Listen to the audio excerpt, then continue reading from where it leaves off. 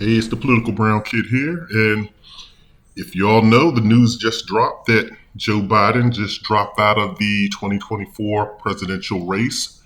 Be honest with you, I think it was definitely a good call on his part. A little late in the process, but better late than never. I think that, again, I've already expressed my opinions on this before, and I think that the DNC chair didn't really do a service by not encouraging a complete primary process back in back in November, January, whenever primaries were going on. And I've already covered all of that, so I'm not even going to retouch back on that. But I do. The one thing I will say is this, because that was my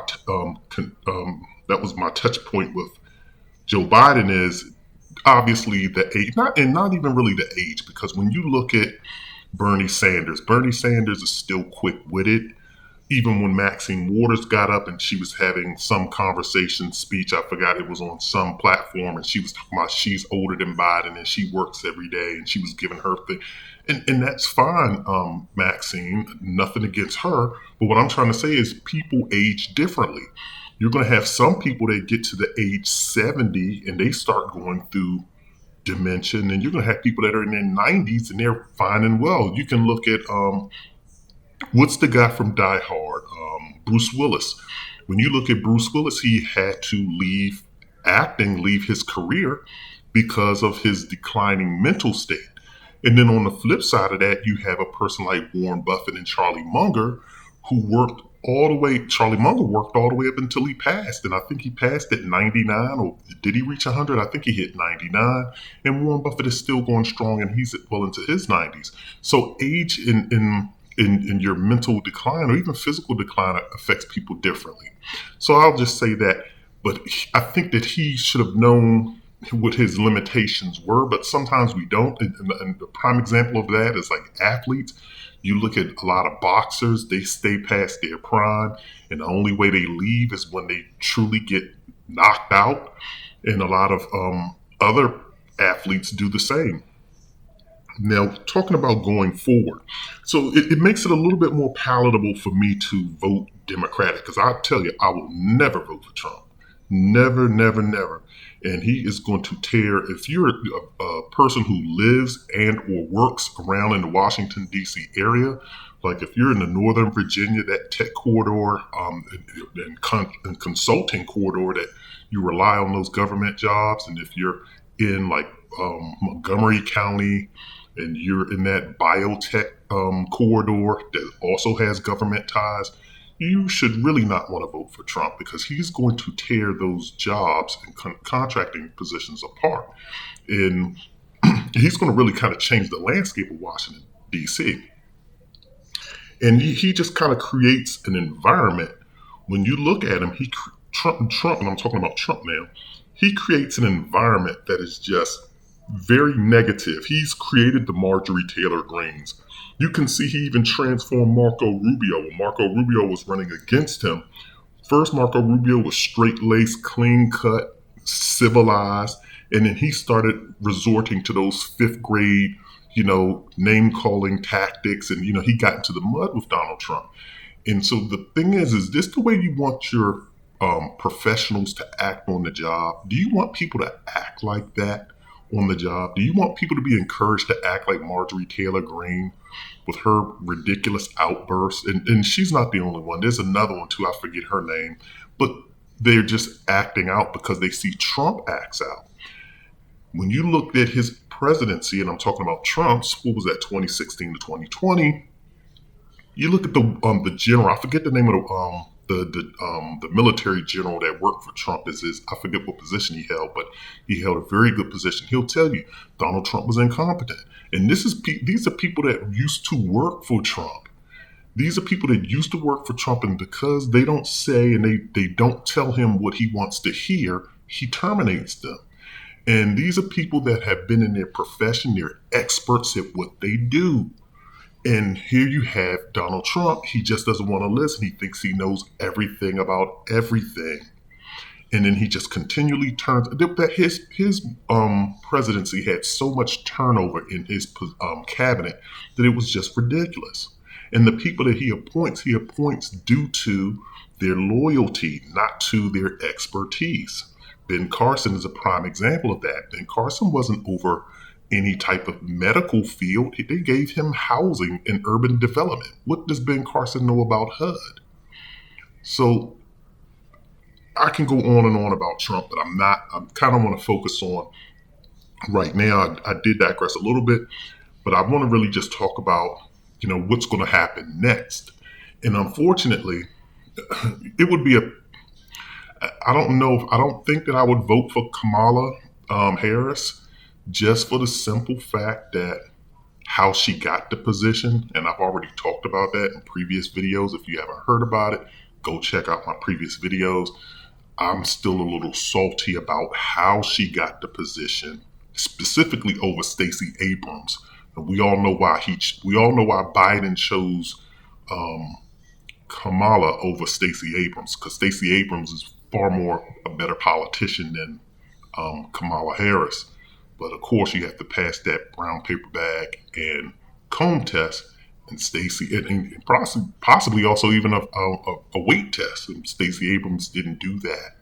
I'm telling you, white people are something else. There was something else, and that's all I'm going to say about that in this thing. So now the endorsement, naturally it should pass to her, I think, because she is the vice president. But I think that they do need to have a fair process. But here's the problem with the fair process. Right now you have a bunch of black women demanding that a black woman, specifically Kamala Harris, get anointed the next presidential nominee. And I don't think that that's fair. I think the black women should say, okay, we've gotten her as the first black female. I mean, the first female vice president was a black woman. And we've gotten that, and Joe Biden gave that to us, and we thank him for that. But let's have an open and honest process. I don't think that they should feel entitled and demand that a black woman just run. And I think that that's doing a very bad disservice. You got your one. She was the vice president. She was black woman. So take that. And if they nominate a white man, if they nominate a white woman, if they nominate a black man, just go with it. So that's what I would say to all of the sisters or anybody out there advocating that it has to be a black woman. It doesn't have to be. It just has to be the right person that's going to beat Trump. That's my personal opinion on that. The unfortunate part about what I'm saying is this. No candidate in their right mind, based upon what black women are demanding, is going to run against Kamala Harris.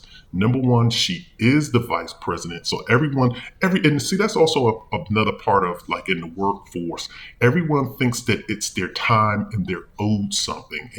And a lot of people feel as though since she's the current vice president, she's owed the promotion to become president. That's not how this works. It is a process. You audition for the job. And I think that she has to audition. The problem is you're going to have candidates. Let's just say I'm just going to throw out a name. Let's just say it's Gavin Newsom. Let's just say he's the best candidate for the job. And I'm just hypothetically talking. He may know he's the best candidate for the job. He may know that he's better than Kamala. And again, we're hypothetically talking. He may say, I'm better than her as far as, this, that, and third. And he may know that my poll numbers are way better than hers. But I cannot run against a black woman because the optics look bad. See, this is what Democrats care about. Democrats vote on feelings. That's the one thing I can say about the Republican Party is that they back candidates based on performance and based on facts. Democrats do everything based on feelings. If they want to see the first disabled president, they're just going to throw their lot behind, some disabled person just to make the first disabled candidate come true. Or they'll do the same thing for a gay candidate and so forth. Black man, Obama, black woman, whether it's Harris or whomever, but they vote based on feelings and trying to establish, these historical firsts. That's not the way we need to do this. We need to vote on who the best person is going to be. And that's the way I particularly view this thing. But I don't think that any candidate in there, I don't think that you're going to get quality candidates that's going to run against Kamala, because they're going to say, specifically, and again, I'm going back to my scenario of Gavin Newsom, and again, this is all hypothetical. Gavin Newsom's going to say, I can't do that because if I get elevated over Kamala, people are going to be mad at me. Black women are going to be mad at me. Women, period, are going to be mad at me. I'm not going to touch it. So more than less likely, you're going to see a lot of men, qualified men. When I say qualified, the men that should be running and should be, going against Trump, they're not going to take the position. You may take somebody, let's just say, for example, if it was me, some little Joe Blow that's, working, I would probably take it because, it's like, okay, this is my one shot. But knowing daggone well, I don't qualify. I'm not better than Kamala or whomever, but I would do it.